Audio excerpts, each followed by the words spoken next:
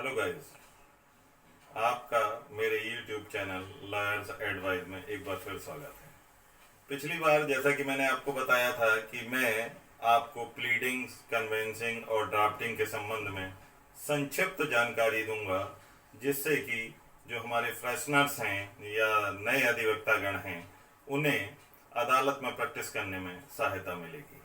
आज पिछली बार मैंने आपको प्लीडिंग्स के संबंध में संक्षिप्त जानकारी दी थी तथा आज मैं ड्राफ्टिंग के संबंध में आपको संक्षेप में सारगर्भित जानकारी देने वाला हूँ। इसके लिए जैसा कि आप जानते हैं, ड्राफ्टिंग हमारे केस का महत्वपूर्ण आधार स्तंभ होता है। यही हमारे केस की बुनियाद होती है। आगे तक सारा दारोमदार इसी ड्राफ्टिंग पर निर्भर करता है। जितनी अच्छी, जितनी इम्प्रेसिव, जितनी प्रभावशाली हमारी ड्राफ्टिंग होगी, उसी के आधार पर हमको रिजल्ट मिलने की संभावना होती है। लेकिन ऐसा भी नहीं है कि ड्राफ्टिंग बहुत अच्छी कर दी जाए और उसमें मटेरियल फैक्ट्स हमारे फेवर के ना हों तो उससे हमें सफलता मिल जाएगी। ऐसा नहीं है। मतलब ड्राफ्टिंग प्रभावशाली होने के साथ साथ material in facts, related case law, related laws, उनका भी इसमें समावेश किया जाना चाहिए। ड्राफ्टिंग ऐसी होनी चाहिए कि पढ़ने वाला पढ़कर प्रभावित हो और अच्छा निष्कर्ष निकाल सके। ड्राफ्टिंग, आप कहेंगे कि ड्राफ्टिंग में क्या क्या आता है। ड्राफ्टिंग में plaint, WS, affidavit, replica, petition, application, bail application वगैरह, इन सब की ड्राफ्टिंग आपको बहुत अच्छे से सीखनी चाहिए, तभी आप एक सफल अधिवक्ता हो सकते हैं। नए अधिवक्ता, प्राय ये देखा गया है कि नए अधिवक्ताओं को प्रारंभ के दिनों में ड्राफ्टिंग को लेकर बहुत परेशानी होती है, बहुत स्ट्रगल करना पड़ता है, क्योंकि जो कॉलेज में लॉ पढ़ाए जाते हैं उनका प्रैक्टिकल लाइफ में इतना ज़्यादा प्रयोग नहीं होता है। कहने का मतलब ये है कि जो कॉलेज में पढ़ाए जाने वाले लॉ तथा प्रैक्टिकल जो कोर्ट में होता है उनमें बहुत भिन्नता होती है। पहले तो लॉ कॉलेज में ड्राफ्टिंग पढ़ाई ही नहीं जाती, और पढ़ाई जाती है तो वो ऐसी थ्योरी के रूप में होती है जिसका न्यायालय की प्रैक्टिस में कोई बहुत बड़ा रोल नहीं होता है। न्यायालय की जो ड्राफ्टिंग होती है वो बिल्कुल अलग होती है और कॉलेज वाली जो ड्राफ्टिंग है वो अलग है। इसलिए अधिवक्ता को बड़ी परेशानी उठानी पड़ती है। प्रारंभ में जब मैं भी कचहरी में आया था तो उस समय मुझे भी काफ़ी स्ट्रगल करना पड़ा था और ड्राफ्टिंग के संबंध में मेरा कंसेप्ट क्लियर नहीं था। मैंने इसके लिए ये करना शुरू किया कि अपने सीनियर के चैम्बर में जाकर उनकी जो अच्छी फाइलें थी, अच्छी ड्राफ्टिंग थी, उनको बार बार पढ़ा, देखा। फिर मैंने ये समझा कि हाँ, ड्राफ्टिंग किस तरह की जाती है।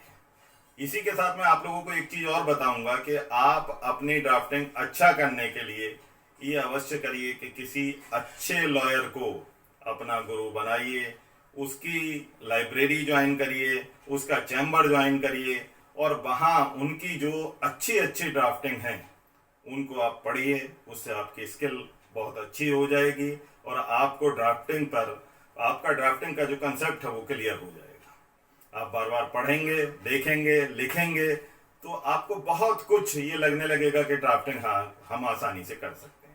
मैं इसके लिए एक चीज़ आपको और सजेस्ट करूंगा कि आप ये भी करिए कि जब आप अपने सीनियर के चैम्बर में जाते हैं तो उनसे रिक्वेस्ट कीजिए कि सर आप मुझे डिक्टेट कीजिए, मैं अपने हाथ से ड्राफ्टिंग लिखता जाऊंगा। इससे आपको बहुत बड़ा फायदा होगा। आपके सीनियर जो आपको डिक्टेट करें, आप उसे लिखते रहिए तो आपका कंसेप्ट क्लियर होता जाएगा और आपकी प्रैक्टिस इसी तरह बढ़ती जाएगी। मैं आपको बताऊं कि ड्राफ्टिंग के लिए प्रैक्टिस प्रैक्टिस प्रैक्टिस, बस यही जरूरी है। इसी के आधार पर आपको सफलता मिलेगी। अब बात यह आती है कि ड्राफ्टिंग में हम क्या क्या, किन किन चीज़ों का समावेश करें।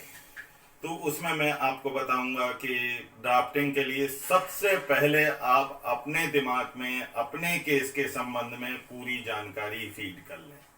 ये कैसे करेंगे आप? आपका क्लाइंट आपके पास आता है, वो आपको अपनी समस्या के बारे में बताता है, तो आप बहुत अच्छे ढंग से उसकी समस्या को सुनिए। फिर ये देखिए कि मैं उसे क्या रिलीफ दिला सकता हूं, उसके संबंध में सोचिए। उन फैक्ट पर क्या लीगल पोजीशन है ये देखिए, कौन से लॉ एप्लीकेबल हैं ये देखिए। इन चीज़ों को आप अपने दिमाग में बहुत अच्छे से पहले बैठा लीजिए। ड्राफ्टिंग से पहले की स्टेज बता रहा हूं मैं आपको कि इन चीज़ों को आप अपने दिमाग में बहुत अच्छे से बैठा लीजिए कि हमारे दावे से संबंधित फैक्ट क्या हैं, कौन से लॉज उस पर लागू होते हैं, क्या क्या नोटिफिकेशन वगैरह हैं जो हमें फ़ायदा दे सकते हैं, रिलेटेड केस लॉज कौन से हैं जो हमारे केस से मिलते जुलते हैं। उन्हें सब बहुत अच्छे से अपने दिमाग में बैठा लीजिए।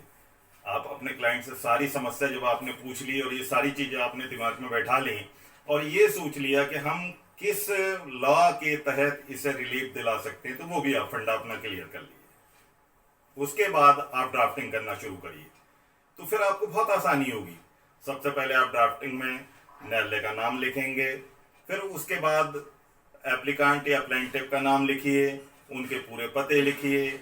उसके बाद में आप डिफेंडेंट यानी रेस्पोंडेंट वगैरह का नाम लिखिए, उनके पते लिखिए, और उसके बाद से आप ब्रीफ में सारी चीजें अपने क्लाइंट से संबंधित जितने जो फैक्ट उसने बताए थे, जो उसकी समस्या थी, उसे सारगर्भित शब्दों में तर्कसंगत ढंग से लिखना शुरू कीजिए। बहुत अच्छे से आप उन्हें ड्राफ्ट कीजिए। उस पर कौन सा लॉ एप्लीकेबल है वो लिखिए, नोटिफिकेशन वगैरह उस पर क्या लागू होते हैं, किस नोटिफिकेशन वगैरह से हमें लाभ मिल सकता है उनके बारे में लिखिए, केस लॉज क्या लागू होते हैं हमारे उस पर, उसके बारे में लिखिए। इन सब चीज़ों को लिखने के बाद में लास्ट में आप रिलीफ के संबंध में आप बताएंगे कि क्या क्या रिलीफ कैसे आपको मिल सकती है। तो बहुत ही स्पष्ट शब्दों में उस रिलीफ को आप लिखिए। उसके बाद में आप ये करें कि जब आपका ड्राफ्ट तैयार हो गया, तो ये नहीं है कि आप एकदम उसे न्यायालय में सबमिट कर दें, नहीं, ऐसा नहीं करें, क्योंकि इससे बहुत बड़ी परेशानियां देखने को मिली हैं कि कोई अगर मिस्टेक रह जाती है तो उसे दुरुस्त कर पाना बहुत मुश्किल होता है। तो फिर आप अपने ड्राफ्ट को चेक करें, रीचेक करें, बार बार देखें, और उसमें जो भी त्रुटियां रह गई हैं उन्हें फिर आप दूर करें, और जब वो दूर हो जाएं तब फाइनल ड्राफ्ट आप बनाकर न्यायालय में सबमिट करें। मैं समझता हूं कि ड्राफ्टिंग के संबंध में ये थोड़ी जानकारी आपका मार्गदर्शन अवश्य करेगी। धन्यवाद।